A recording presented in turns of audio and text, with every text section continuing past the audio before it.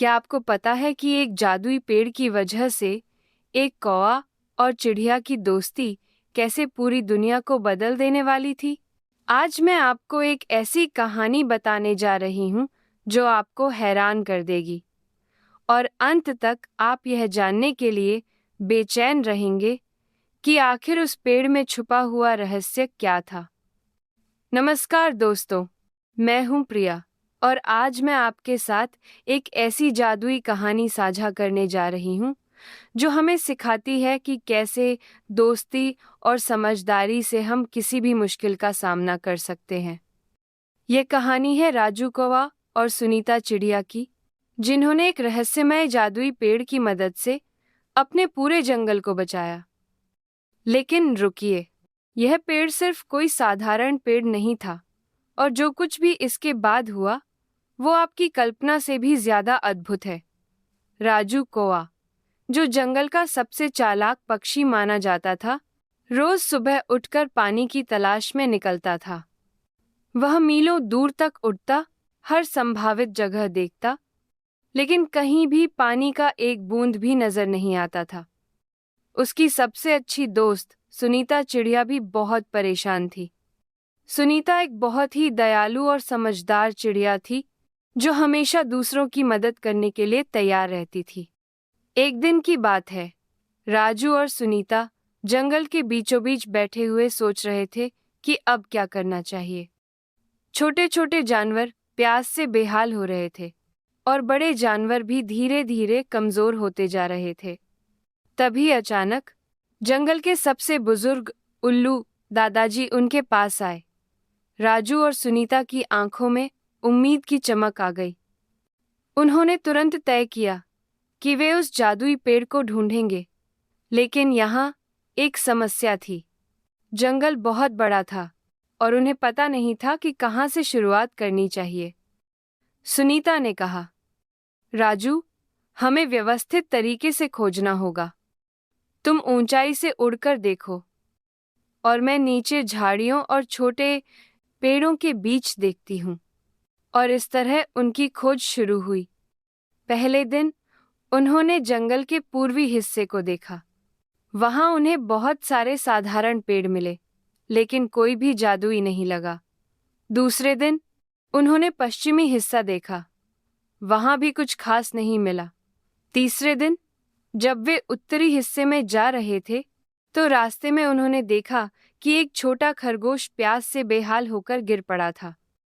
राजू और सुनीता ने तुरंत उसकी मदद की।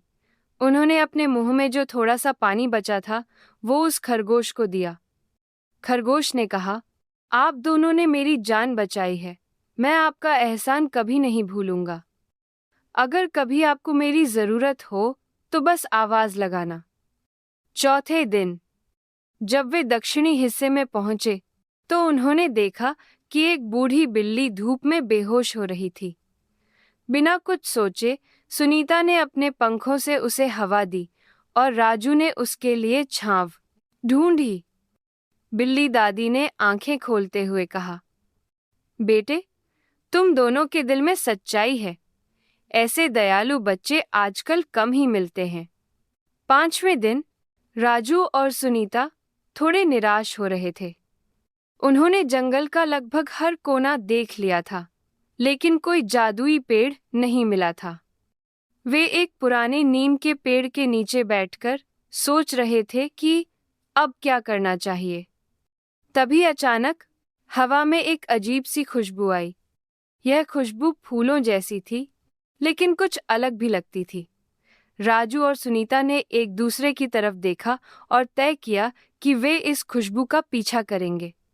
खुशबू उन्हें जंगल के एकदम बीचों बीच एक ऐसी जगह ले गई जहां वे पहले कभी नहीं गए थे।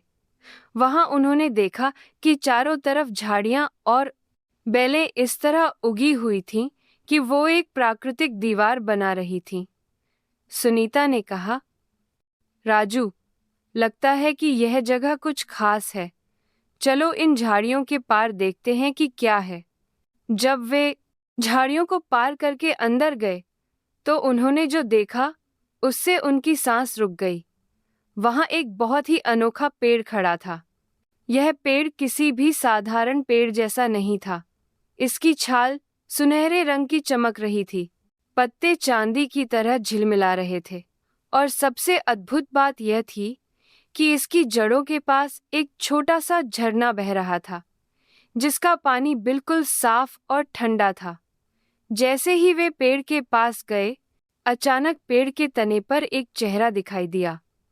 यह एक बहुत ही दयालु औरत का चेहरा था, जिसकी आंखों में करुणा और समझदारी झलक रही थी।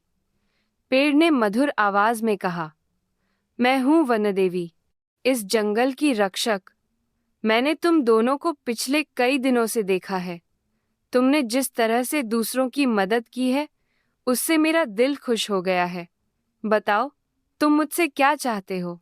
सुनीता ने विनम्रता से कहा, हे वनदेवी, हमारे जंगल में पानी की बहुत कमी है। सभी जानवर प्यास से परेशान हैं। कृपया हमारी मदद करें। वनदेवी मुस्कुराए और बोली, तुम दोनों के दिल में दूसरों के लिए सच्चा प्रेम है, इसीलिए मैं तुम्हारी मदद करूंगी। लेकिन पहले मुझे यह जानना है कि तुम सच में दूसरों की खुशी को अपनी खुशी से ज्यादा महत्व देते हो या नहीं। तभी वनदेवी ने अपना हाथ हिलाया और राजू और सुनीता के सामने 2 छोटे कटोरे आ गए। एक कटोरे में सबसे मीठा और स्वादिष्ट पानी था, जो किसी भी प्यास को तुरंत बुझा सकता था। दूसरे कटोरे में एक चमकता हुआ पानी था, जिसमें जादुई शक्ति थी कि वो हमेशा के लिए किसी की भी प्यास बुझा सकता था। वनदेवी ने कहा, तुम दोनों में से कोई एक इस मीठे पानी को पी सकता है और अपनी प्यास बुझा सकता है, या फिर तुम इस जादुई पानी को पूरे जंगल में फैला सकते हो, ताकि सभी जानवरों की प्यास हमेशा के लिए बुझ जाए। लेकिन याद रखना, अगर तुमने जादुई पानी चुना, तो तुम दोनों को कई दिनों तक प्यासे रहना पड़ेगा। राजू और सुनीता ने एक दूसरे की तरफ देखा। उनके चेहरे पर कोई दुविधा नहीं थी। उन्होंने बिना किसी हिचकिचाहट के जादुई पानी वाला कटोरा उठाया। सुनीता ने कहा, हे वनदेवी, हमारी खुशी तभी है जब हमारे सभी दोस्त खुश हों। हम अपनी प्यास सह सकते हैं, लेकिन दूसरों का दुख नहीं देख सकते। वनदेवी की आंखों में खुशी के आंसू आ गए। उन्होंने कहा, तुम दोनों ने सही चुनाव किया है। अब मैं तुम्हें यह जादुई पानी दे रही हूँ, और साथ ही एक वरदान भी।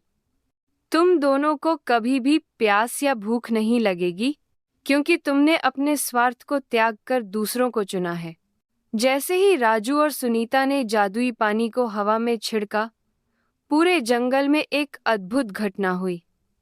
आसमान में बादल छा गए और मूसलाधार बारिश होने लगी। लेकिन यह कोई साधारण बारिश नहीं थी। यह वनदेवी की कृपा से आई हुई जादुई बारिश थी, जो न सिर्फ प्यास बुझाती थी, बल्कि सभी को नई ऊर्जा भी देती थी। वनदेवी ने राजू और सुनीता को बताया कि वो जादुई पेड़ हमेशा से जंगल में मौजूद था, लेकिन वो सिर्फ उन्हीं को दिखाई देता था जिनके दिल में सच्चा प्रेम और दया हो। उन्होंने यह भी कहा कि अब राजू और सुनीता इस जंगल के विशेष संरक्षक बन गए हैं, और जब भी कोई संकट आएगा, वो दोनों सभी की मदद करेंगे। सबसे खुशी की बात यह थी कि छोटा खरगोश और बिल्ली दादी, जिनकी राजू और सुनीता ने मदद की थी, वे भी वनदेवी के पास आए और उन्होंने राजू, सुनीता की बहादुरी और दयालुता की कहानी सुनाई। वनदेवी ने समझा दिया कि यही कारण था कि राजू और सुनीता को जादुई पेड़ मिल सका, क्योंकि वे रास्ते में दूसरों की मदद करना नहीं भूले थे। इस कहानी से हमें यह सीख मिलती है कि जब हम दूसरों की मदद करते हैं और अपने स्वार्थ को छोड़कर दूसरों के बारे में सोचते हैं, तो जिंदगी में अद्भुत चमत्कार होते हैं। राजू और सुनीता की दोस्ती यह दिखाती है कि जब 2 दोस्त मिलकर किसी नेक काम के लिए कोशिश करते हैं, तो कोई भी मुश्किल आसान हो जाती है। आज भी वो जंगल हरा भरा है, और राजू कौआ और सुनीता चिड़िया वहाँ खुशी से रहते हैं, हमेशा दूसरों की मदद करने के लिए तैयार।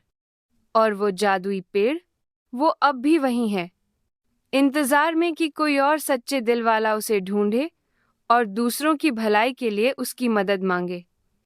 ये कहानी हमें याद दिलाती है कि सच्ची खुशी हमेशा दूसरों की खुशी में छुपी होती है, और जब हम अपने दिल में प्रेम और दया रखते हैं तो पूरी दुनिया हमारी मदद करने के लिए तैयार हो जाती है।